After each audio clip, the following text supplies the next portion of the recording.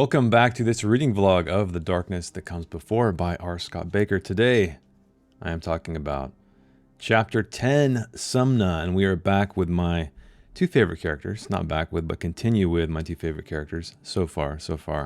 Esmenet and Achamian. We begin with Esmenet, and she has fled Sumna. She is off to look for her love.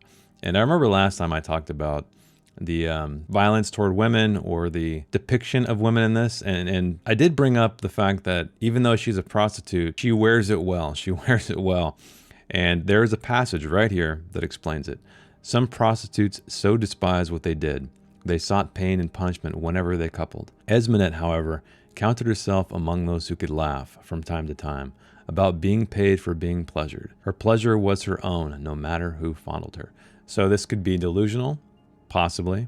However, I feel that it's not for the most part, because the next passage goes on to talk about this strange Batman, this Batman who showed up and pleasured her, and how she was taken aback, how she felt not in control as she usually is. And during this reflection, she notes that, and if he knew about Inrao, there was simply no way his death could have been a suicide. Well, we already know what happened to him. Well, right before he was falling to his death, right? She thinks the consult, they had murdered Inrao and they had ravished her. So I looked at the back of the appendix, and it seems as if nobody really believed the consult exists anymore. So they are some kind of mysterious group of, I guess, sorcerers or something. And we move on with Esmenet. She's traveling along with these guys, but she breaks her sandal. And that is such a beautiful moment of subtext, because she is hamstrung out here. She is alienated out here. She isn't within the safe walls of Sumna and her life and what she knows. And speaking of what she knows, I thought this was really interesting.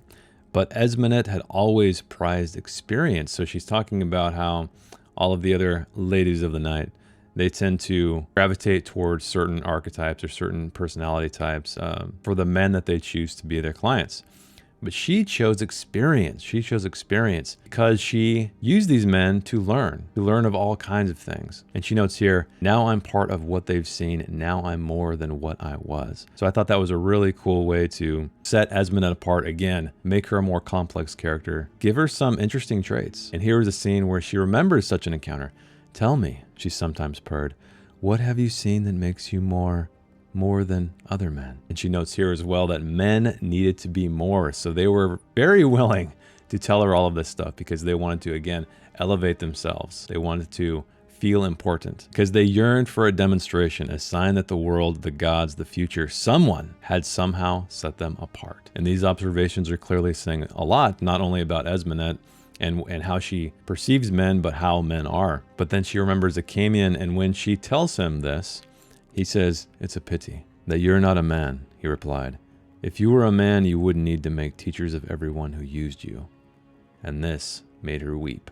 In fact, she had wept in his arms that night. And then she finds herself in this town, and some boy asks, are you a whore? She is. And they begin to throw stones. Yes, Esmenet mentioned this earlier on. I can't remember which chapter it was, but when she was talking about the Korai, I think that's how you pronounce it. The objects that can destroy sorcerers, they only had one stone. However, whores had many stones. And this is when we see all of that come to light. But she fights back. She throws these stones back. And I thought that was a great thing, because this would have been a normal opportunity, I think, where the author could have made her exclusively the victim.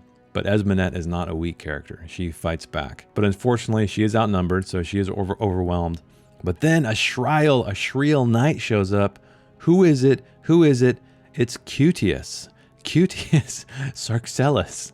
That name, Cutius, is that Cutius? Part of me wants to say Cutius, but I think it's Cutius. He shows up, beats these guys down, or at least the priest, and that is where we end that scene, and he saves her, kind of, to a degree anyway. But this is when the plot lines are starting to connect again, because we know that Cutius, sorry, I have to say it that way for whatever reason, he was at the scene when Inrao was killed.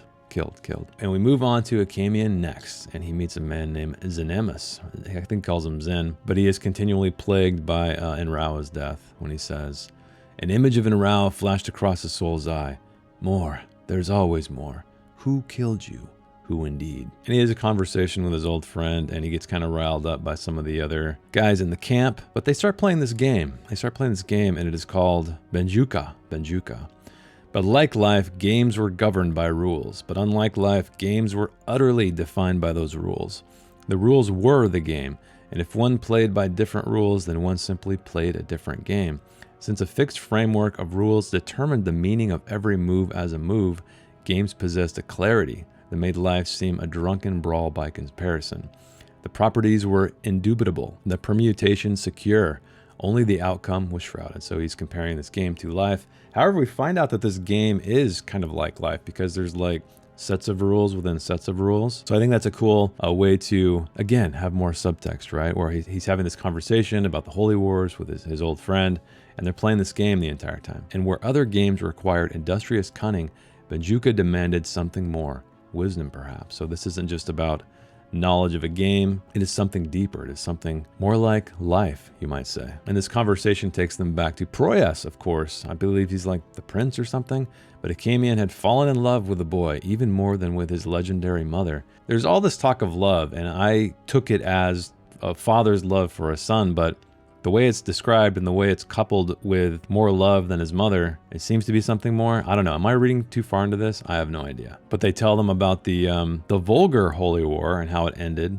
They start talking about Xerius, so we're starting to bring more of these characters together, including Comphis, that is brought up. But the entire time, this game is just kind of looming over them, or under them, I should say. So you can see that while they're talking about these political designs, how the world is and what's going to affect it, this game is always the center of it, and I really enjoyed that part. And we have a very brief scene at the end with Esmond and the Sriel Knight as they are going down to sleep. And then he tells her, "Do you know what the Nilnameshi say of women who love fools? That when they sleep, they do not dream." I really like that ending. So that's chapter 10. Yeah, it was a good one. I really enjoyed it. I love Esmondette's expansion of a character, how we're getting more into her head. We're seeing how she fits into the world, how she thinks she fits into the world, but then also Acamian struggle. So I really love that, you know, you have these two characters who want to be together and they're off on their own adventure. She's off trying to find him. He's off trying to, well, not trying to, he's actually following orders. And then we get this great little game of Benjuka, I think it's called, that is really just subtext for the larger designs at work that are going on in the real world. So that's it for chapter 10. I really enjoyed this one again as well. So I'll see you in the next video with chapter 11.